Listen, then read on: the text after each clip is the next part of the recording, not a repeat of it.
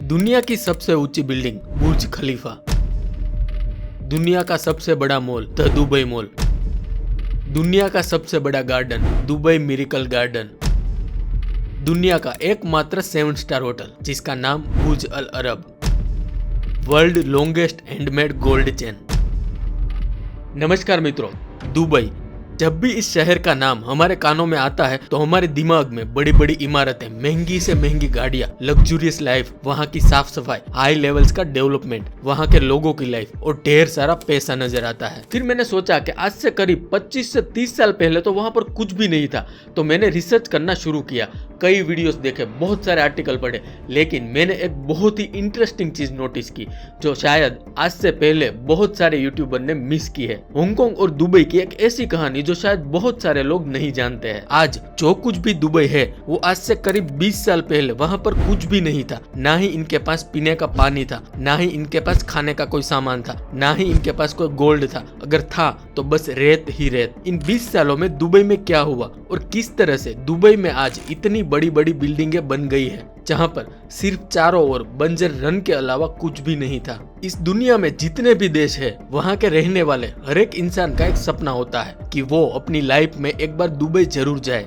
Dubai में luxurious life, वहाँ की साफ सफाई देखकर हमें ये लगता है कि आखिर ये देश इतना पैसा कैसे कमा लेता है। बहुत से लोग ये सोच रहे हैं कि दुबई में इतना सारा ऑयल है, वही ऑयल बेचकर दुबई पैसा कमाता है, पर आप गलत सोच रहे हो, क्योंकि दुबई ऑयल का बिजनेस करके अपनी जीडीपी को केवल 1% ही बढ़ा पाता है। तो आखिर 99% पैसा कहां से आता है? इस वीडियो को आसानी से समझने के लिए हमने इसे 2 पार्ट में डिवाइड किया है। पार्ट 1, दुबई में डेवलपमेंट कैसे हुआ और यहाँ पर इतने टूरिस्ट क्यों आते हैं। पार्ट 2 में हम बताएंगे कि 1990 में चारों तरफ सिर्फ रेत ही रेत थी, तो आखिर ऐसा क्या हुआ कि दुबई आज इतना अमीर बन गया है।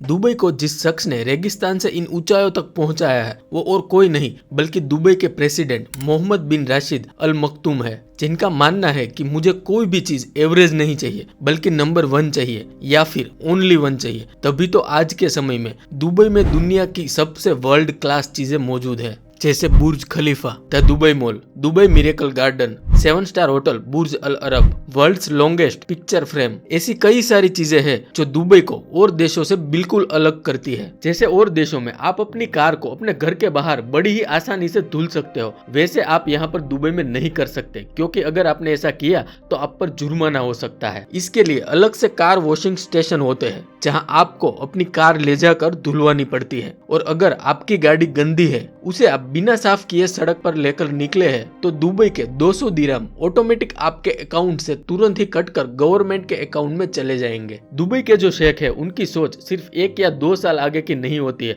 बल्कि वो 10 साल आगे का सोचते हैं। दरअसल यहाँ के शेख का कहना है कि दुबई में 2030 तक 30% बिल्डिंग हम 3D में बनाएंगे, जबकि एक 40 फ्लोर का कंस्ट्रक्शन पहले से ही तैयार हो चुका है। जल्द ही दुबई के अंदर आपको एक पैसेंजर ड्रोन नजर आने वाला है जो एक इंसान के 100 किलोग्राम वजन को उठाकर एक जगह से दूसरी जगह पर 150 किलोमीटर प्रति आवर की स्पीड से लेकर जाएगा, जिसकी पूरी तैयारी हो चुकी है और साथ ही में टेस्टिंग भी हो रही है। इसके बाद वो यहाँ पर भी नहीं रुके। उनका कहना है कि हम 2025 तक 25% कार को ड्राइवरलेस कर देंगे। मतलब अगर आपको एक जगह से दूसरी जगह पर जाना है तो आपको अपने फोन से कार को बुक करना होगा और आप ड्राइवरलेस कार से अपनी मंजिल तक बस कुछ ही समय में पहुंच जाएंगे। दुबई की जो पुलिस है वो दुनिया की सबसे अमीर पुलिस है, जिसके पास वर्ल्ड की सुपर कार है। इनके पुलिस स्टेशन में भी बहुत ही हाई लेवल की टेक्नोलॉजी है, जहां सारा काम मशीनों के जरिए किया जाता है। अगर आपने दुबई के अंदर कोई भी ट्रैफिक सिग्नल तोड़ा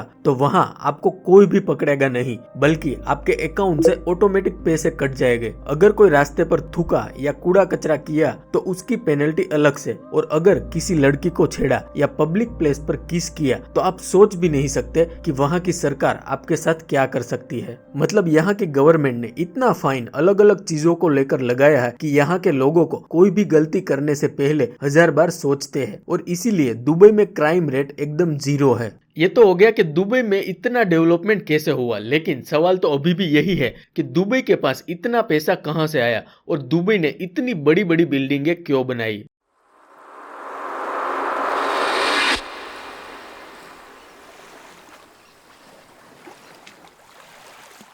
ये जानने के लिए हमें समय से थोड़ा पीछे चलना होगा। जब इंडिया में ब्रिटिश का राज था और इंडिया पूरी तरह से गरीबी से जूझ रहा था, जब इंडिया को अच्छी तरह से लूटा जा रहा था, तब ब्रिटिश को इंडिया के पास एक और देश दिखा, चाइना। अब इन लोगों ने सोचा कि चाइना के ऊपर किस तरह से कब्जा किया जाए। तब इन्हें समुद्र के किनारे चाइना का एक शहर दिखा जिसका नाम हांगकांग है। यहाँ पर ब्रिटिश ने 1856 की अफीम वॉर में हांगकांग पर कब्जा किया। उसके बाद चाइना ने ब्रिटेन का जमकर विरोध किया और इस बात से परेशान होकर ब्रिटेन ने 1898 में हांगकांग को फिर से चाइना के हवाले किया। तब ब्रिटिश ने एक शर्त रखी कि वो हांगकांग को 99 साल के लिए लीज पर लेगा। हांगकांग समंदर के किनारे पड़ता है जहां से ज्यादातर देशों के बीच समंदर के रास्ते ट्रेड होता है। अब धीरे धीरे ब्रिटिश ने हांगकांग को डेवलप करना शुरू किया और ये शहर इतना ज्यादा डेवलप हुआ कि पूरी दुनिया की बड़ी बड़ी कंपनी यहाँ पर अपना कारोबार बढ़ाने के लिए आई। अब 99 साल बाद हांगकांग की लीज खत्म होने वाली थी। वहां पर जो बड़ी बड़ी कंपनी थी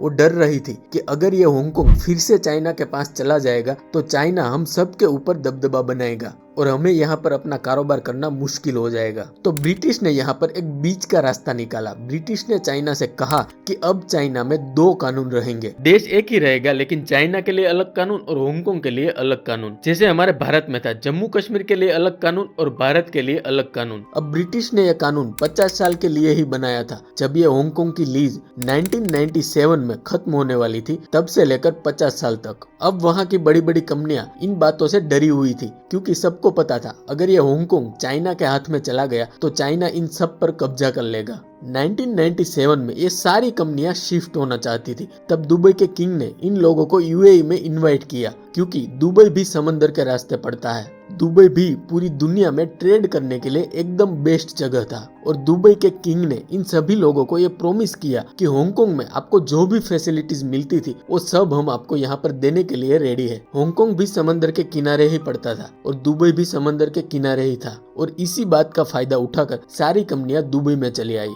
उसके बाद यूएई में इतना ज्यादा डेवलपमेंट हुआ कि ये रेगिस्तान अब बड़ी बड़ी बिल्डिंगों में बदल गया है। दुबई की यह कुछ पुरानी तस्वीरें यहाँ पर आप देख सकते हो, लेकिन सवाल अभी भी वही है कि दुबई में चारों तरफ सिर्फ रेत ही रेत है, तो दुबई इतनी बड़ी बड़ी बिल्डिंगें कैसे बना रहा है, कैसे इतना पैसा कमाता है। पूरा दुबई तो एक रेत का रेगिस्तान है जहाँ कोई भी बिल्डिंग तो छोड़ो, एक छोटा सा घर भी नहीं टिक सकता है। तो आखिर यहाँ के शेखों ने ऐसा क्या किया कि आज दुबई में इतनी बड़ी बड़ी बिल्डिंगें खड़ी है। वहाँ के प्रेसिडेंट मोहम्मद बिन राशिद अल मक्तूम ने दुनिया के जितने भी बड़े बड़े कंसल्टेंट थे उनको अपने पास बुलाकर उनसे ये बोला कि ये जो आप पहाड़ों में वी शेप वाला कर्व देख रहे हो वो कैसे बना होगा। ये अपने आप से तो नहीं बन सकता क्योंकि ऐसी वैली तो केवल पानी ही बना सकती है, तो जरूर यहाँ से कभी ना कभी पानी बहा होगा। और उनकी ये बात सच भी थी। जब उस जगह पर खुदाई शुरू की तो नीचे जमीन में कई किलोमीटर के अंदर रेत में पानी धसा हुआ मिला और फिर उन्होंने वहां से धीरे धीरे करके पानी को बाहर निकाला, क्योंकि अगर दुबई में पानी नहीं होता तो कभी भी वहां पर कोई भी बिल्डिंग नहीं बन सकती थी।